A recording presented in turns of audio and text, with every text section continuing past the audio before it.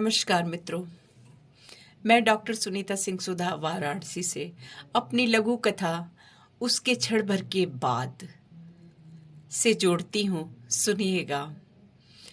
हम अपने farm house पर थे। शाम का समय था।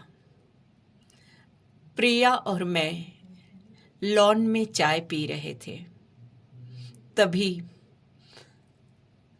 जोरों से बारिश होने लगी और मिट्टी की सौंधी सौंधी गंध हमें छूने लगी। प्रिया दौड़कर गार्डन में चली गई और नहाने लगी, भीगने लगी और मुझे आवाज देने लगी, अभिनव आओ ना, साथ में भीगते हैं, जल्दी आओ। और थोड़ी ही देर में प्रिया मेरे पास आकर मेरी बाहों को खींचते हुए गार्डन में लेकर चली गई और मेरे सीने से लगकर प्रिया भीगती रही और मैं स्मृतियों में मानो खो गया।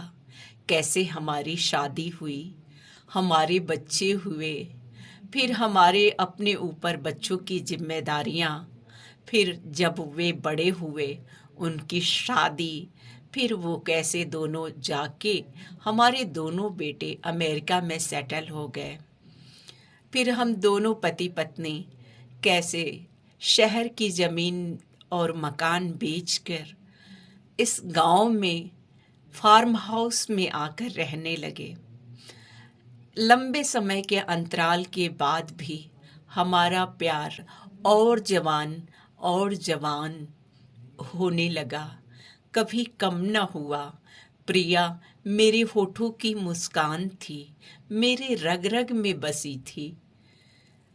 तभी मुझे एहसास हुआ कि बारिश और तेज हो गई है और हम दोनों बहुत भीग चुके हैं। मैंने प्रिया को हल्के से अपने सीने से दूर करते हुए बोला, प्रिया चलो अंदर चल के कपड़े चेंज कर लेते हैं, हम बीमार हो जाएंगे। प्रिया मानो मेरी बाहों में निढाल होकर गिर गई। मैं घबरा सा गया। उसका शिथिल शरीर उठाकर कमरे में लेकर आया और उसे बेड पर लिटा दिया। प्रिया प्रिया चिल्लाता रहा। प्रिया कोई आवाज नहीं दी, मानो बेहोश सी थी। मैं बगल के ही पड़ोस के ही डॉक्टर को फोन करके तुरंत बुला लिया। डॉक्टर भीगते हुए ही आए और चेक किए प्रिया को और मुझसे कहा, अभिनव जी सॉरी, प्रिया जी अब नहीं रही। यह बात सुनते ही मानो मैं हजारों फीट की गहरी खाई में गिर गया हूं, ऐसा मुझे लगा।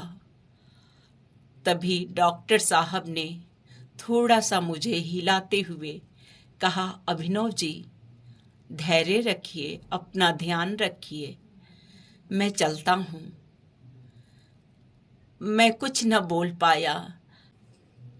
तटस्थ भाव से मैं प्रिया के जूठे कप देखता रहा। अभी थोड़ी देर पहले हम दोनों चाय पी रहे थे।